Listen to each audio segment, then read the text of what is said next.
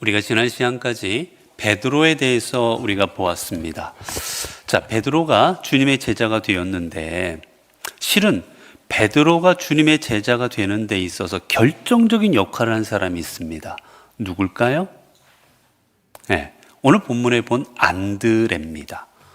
안드레는 베드로의 누구일까요? 네? 친척? 친구? 동생? 형? 어쨌거나 형제지간입니다. 안드레는 베드로와 형제지간이에요. 자, 그러면 베드로가 형일까요? 안드레가 형일까요? 누가 형일까요? 누가 동생이고? 누가? 네? 베드로가 형? 그럼 안드레가 동생이요? 성경 어디에 있나요?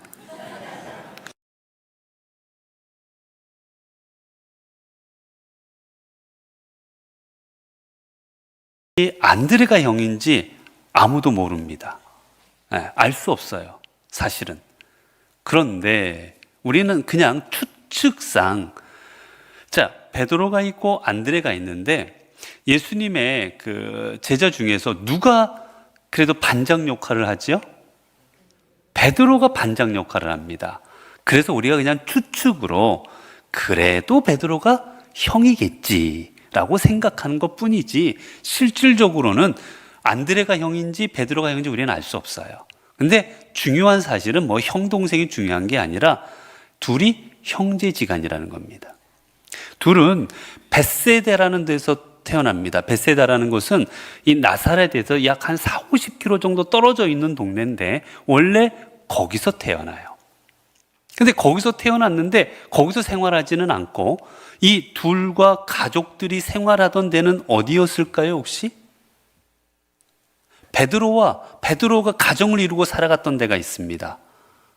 나중에 거기 예수님께서 장모 집에도 가기도 하고 하여튼 그 베드로가 가정을 이루고 살았던 동네가 하나 있어요.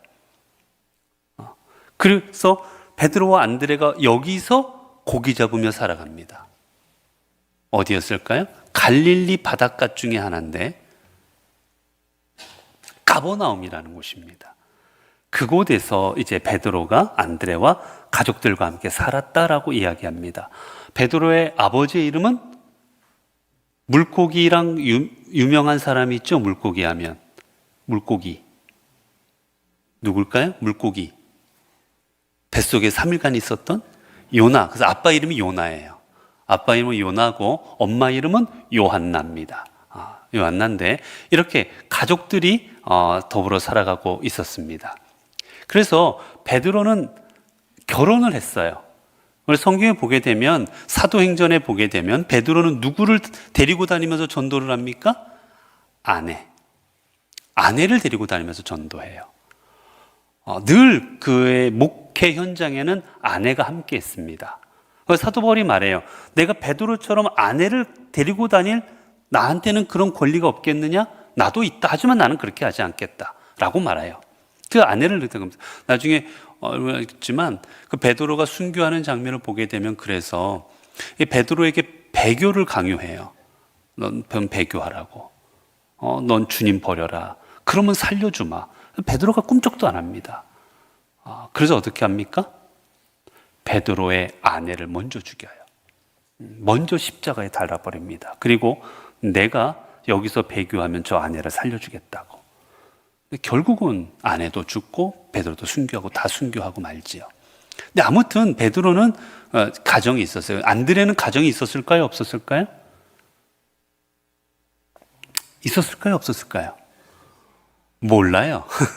성경에 안 나옵니다. 가정이 있었는지 없었는지. 다른 제자들은 그 내용이 나오지를 않아요.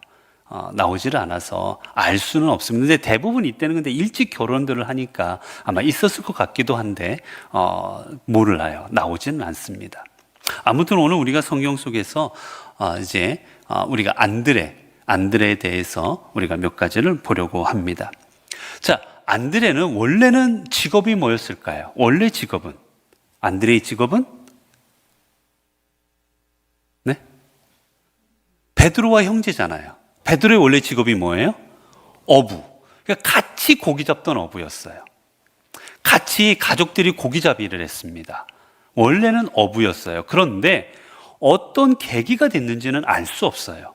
왜 성경이 안 나오니까 알 수 없습니다. 그런데 이 안드레는 먼저 누구의 제자가 됩니다.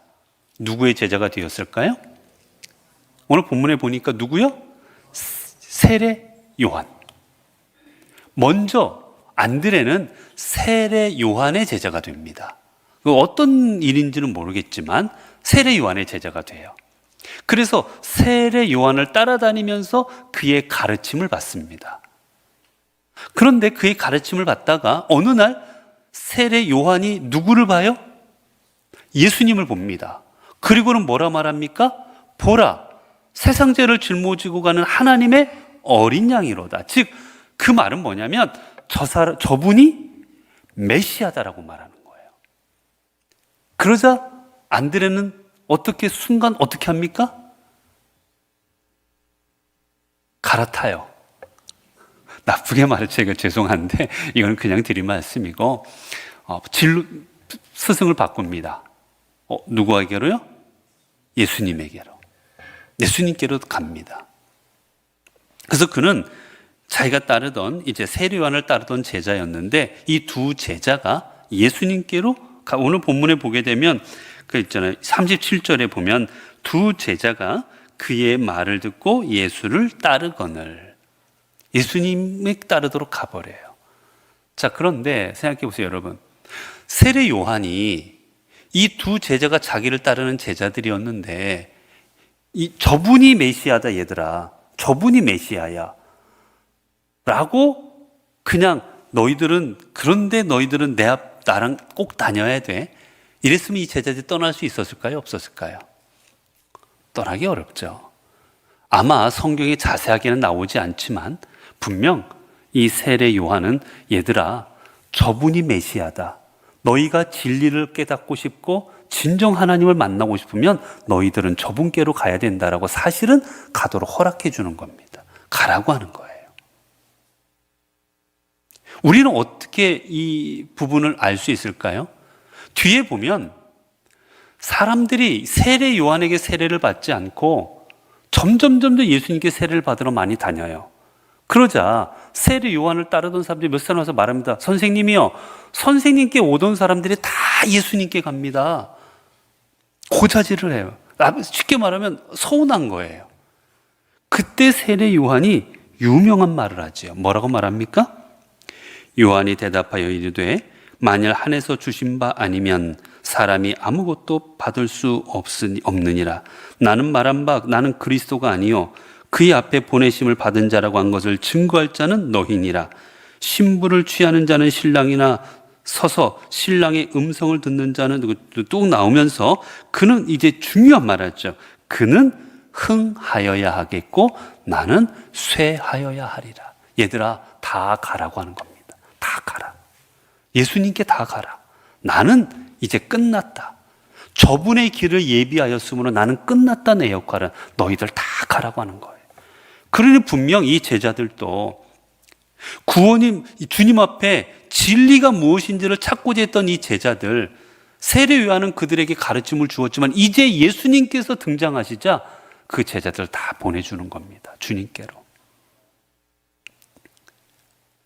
여러분, 여기서 우리는 세례 요한의 위대함을 알 수 있어요. 여러분, 우리는 주로 어떻게 하는 거에 관심이 많습니까? 내가 데리고 있는 것에 관심이 많아요. 모으는 거에 우리는 주로 관심이 있어요, 여러분. 여러분, 주로 우리는 교회 얘기에도 뭘 물어봐요? 너희 교회 몇 명이니? 너희 교회 예산이 얼마니? 너희 교회 장로 몇 분이니? 권사 몇 분이니? 주로 우리는 우리 안에 얼마나 많이 가지고 있느냐를 물어봅니다. 우리는. 그런데 지금 세례 요한은 어떻게 하고 있어요? 보내요, 자꾸 보내. 보냅니다. 너 가라. 너 가라. 너 나 따르지 말고 저리 가. 보냅니다, 여러분. 여러분, 우리 그리스도인들의 역할은 여러분, 우리는 흘러 보내는 일을 해야 되는 거예요. 우리는 믿음과 은혜의 종착역이면 안 돼요, 여러분. 믿음과 은혜의 모든 것은 어떻게 됩니까? 나를 통해서 흘러가야 되는 겁니다. 사람도 마찬가지예요. 사람도 우리를 통해서 흘러가야 되는 거예요. 여러분, 정말로 하나님께서 나중에 우리 연포교회 물으실 때, 야, 연포교회야, 너네 지금 몇 명 출석하고 있냐를 물으실 것 같으십니까? 아니면 너희 연포교회를 통해서 얼마나 구원받는 사람들이 많이 생겨났냐를 물으실 것 같습니까?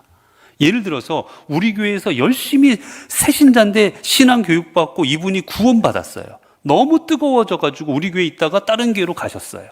거기 신앙생활 잘 하십니다. 예를 들어서. 자, 그러면 하나님께서는 야, 너네 교회는 이 사람을 저쪽 교회로 보냈으니까 마이너스 1점, 저쪽 교회는 받았으니까 플러스 1점이라고 할 것 같으세요?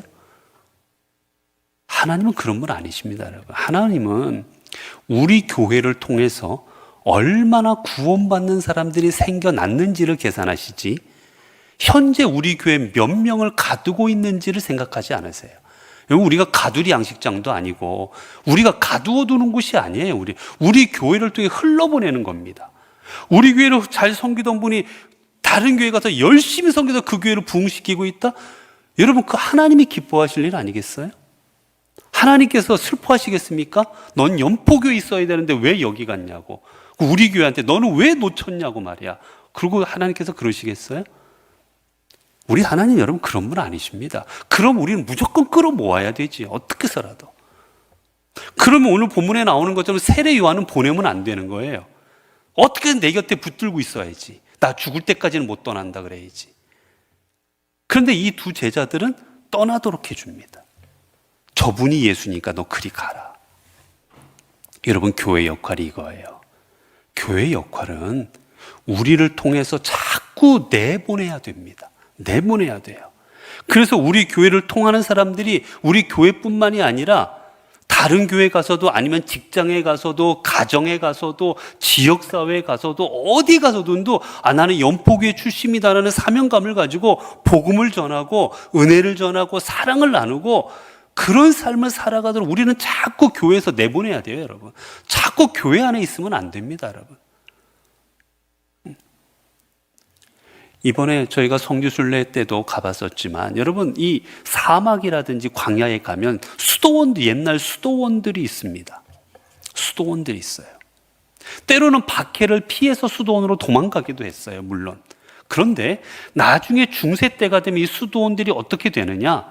이 수도원들이 세상을 떠나서, 세상은 더럽고 세상은 악하고 죄로 물들었으니까 세상을 떠나서 여기에서 정말 하나님을 만나겠다는 마음으로 오는 사람들이 모인 게 수도원이 되고 기도원이 돼요.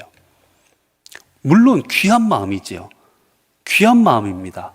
세상 속에서 죄로 물들지 않고 하나님을 깊이 알고자 거기 왔으니까. 그런데 나중에 뒤로 갈수록 이 수도원들은 무너지고 맙니다. 왜 그렇겠습니까? 하나님께서는 거기 와서 하나님을 만나는 것까지는 기뻐하세요. 그런데 만났으면 어떡합니까? 떠나야 되는 거예요, 여러분. 만났으면 하나님 만나면 그 마음으로 세상으로 가야 되는 거예요. 그런데 안 가요. 계속 머물러 있습니다, 거기에. 그 하나님 기뻐하지 않는 겁니다. 하나님을 만난 사람은 자꾸 세상으로 떠나서 세상 가운데서 그리스도인됨을 드러내야 되는 거예요. 자, 그리고 이제 이들은 세례 요한의 곁을 떠나서 이제 주님께로 나아갑니다. 그리고 나서 우리가 성경에 보게 되면 뒤에 이제 예수님께 나아가서 이들이 이제 얘기하는 게 있어요. 주님 앞에 물어봅니다. 예수께서 돌이켜 따르는 것을 보시고 물어 이르시되 무엇을 구하느냐? 이르되 랍비여 어디 계시오니까? 어디 계시오니까? 하니 예수께서 이르시되 와서 보라. 그러므로 그들이 가서 계신 데를 보고 그날 함께 거하니 때가 10시쯤 되었더라. 자, 제자들이 주님 앞에 옵니다. 그러니까 주님께도 물어보세요, 그 제자들에게. 얘들아, 너희 뭘 얻으려고 나한테 왔니? 물으세요. 도대체 뭘 구하는 거니, 나한테?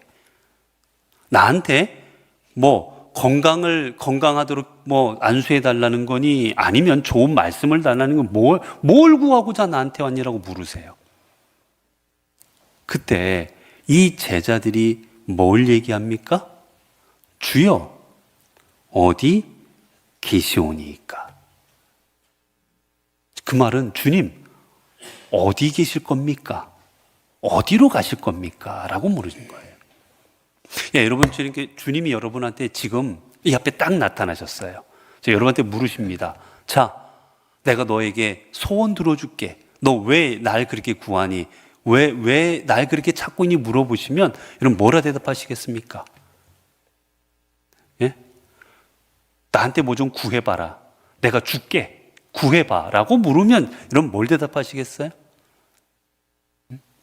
어떤 사람이 그랬다고 그러죠. 어떤 사람이 열심히 기도합니다. 열심히 기도해가지고 소원을 들어달라고, 정말 내 간절한 소원을 들어달라고 열심히 기도해요. 열심히 기도해서 나중에 주님이 딱 나타나셨어요. 그래서 뭘 그렇게 기도하니? 좀 기도를 했더니 이 남자는 원했던 게 젊은 아내랑 좀 살아보는 거였어요. 연세든 우리 아내 말고 젊은 아내랑 좀 살아보는 게 소원이었어요. 그래서 아내랑 나이 차이가 좀 많이 나서 그렇게 좀 살아보고 싶다고 했더니 하나님, 꼭 그래야 되겠냐고. 정말 그래야 되겠냐니까. 정말 하나님, 난 정말 아내랑 나이 차이 많이 나서 좀 살고 싶다고. 그런 아들 살고 싶다. 하나님, 안 그래도 될 것 같은데 다른 거 구하면 안 되겠냐고. 그러니까 정말 이게 내 손에 들어달라고. 그러니까 하나님께서 소원을 들어주셨어요. 그럼 어떻게 됐답니까? 남자 나이가 몇십 살 훅 하고 위로 올라가 버렸대잖아요. 여러분, 우리가 뭘 구해야 될지, 내가 뭘 구해야 될지 우리는 알고 하나님 앞에 구해야 돼요. 진정 내가 구해야 될 게 뭘지를 깨닫고 살아가야 돼요. 이 지금 두 제자가 주님 앞에 나와서 주여 묻습니다. 주님을 따르니까 주님께도 너 뭘 해줄까? 그러자 그들이 대답은 뭐예요? 주여 어디 계십니까? 이 말은 뭡니까? 주님, 제가 주님과 함께하고 싶습니다라는 답변입니다. 여러분은 주님이 물으실 때 어떤 소원을 말씀하시겠습니까? 건강, 돈, 명예, 지위, 권력, 힘, 뭘 구하시겠습니까? 오늘 안드레는 주님 앞에 구하는 게 무엇이었느냐? 주님, 어디 계십니까? 제가 주님 따르고 싶습니다를 구하고 있습니다. 오늘 우리가 주님을 따르고 주님과 함께하는 삶이 우리의 삶의 가장 복된 길임을 우리가 깨달아야 될 것입니다. 세상에 많은 복이 있지만 가장 큰 복은 다른 게 아니라 우리가 주님과 함께하는 겁니다. 이게 가장 큰 복인 거예요. 오늘 우리 앞에도 찬양했는데 그 찬양의 후렴구가 뭡니까? 주 예수와 동행하니 그 어디나 하늘나라. 여러분, 하늘나라는 내가 돈이 많고 내가 권력이 있고 힘 있는 자리가 하늘나라가 아니라 비록 초가 삼간일지라도 저 빈들일지라도 아무것도 없는 곳일지라도 주 예수와 동행하면 예수님이 내 삶에 계시면 그 자리가 하늘나라요 천국입니다. 오늘 우리도 안드레처럼 우리 삶에 구하고자 하는 것이 주님과 동행하며 함께하는 삶이 되어질 때 우리도 안드레처럼 하나님 앞에 쓰임받고 하나님의 일을 이루어가는 귀한 주님의 제자가 되어질 것입니다. 기도하겠습니다. 은혜로우신 아버지 하나님 감사합니다. 오늘도 저희들의 삶 가운데 주님의 말씀을 주셔서 이 말씀으로 인하여 오늘 또 우리가 어떤 믿음으로 나아가야 될지를 깨닫게 하시니 감사합니다. 주님, 안드레는 주님이시라는 말씀을 듣자 주님께 나아갔고 주님께서 무엇을 원하느냐 물어보실 때 저는 주님과 함께하고 싶습니다 대답했습니다. 오늘 우리의 소원은 무엇일까 돌아봅니다. 때로는 건강일 수도 있고, 때로는 재물일 수도 있고, 성공일 수도 있고, 때로는 명예일 수도 있고, 힘일 수도 있고, 권력일 수도 있는데, 하나님, 우리의 궁극적인 소망은 주님과 함께함이 되게 하옵소서. 주님과 함께할 때 그곳에 건강도 있고, 주님과 함께할 때 그곳에 은혜도 있고, 그곳에 능력도 있고, 그곳에 힘도 있음을 기억하고 언제나 주님과 동행하는 삶을 구하게 하옵소서. 우리 주 예수 그리스도 이름으로 기도드리옵나이다. 아멘.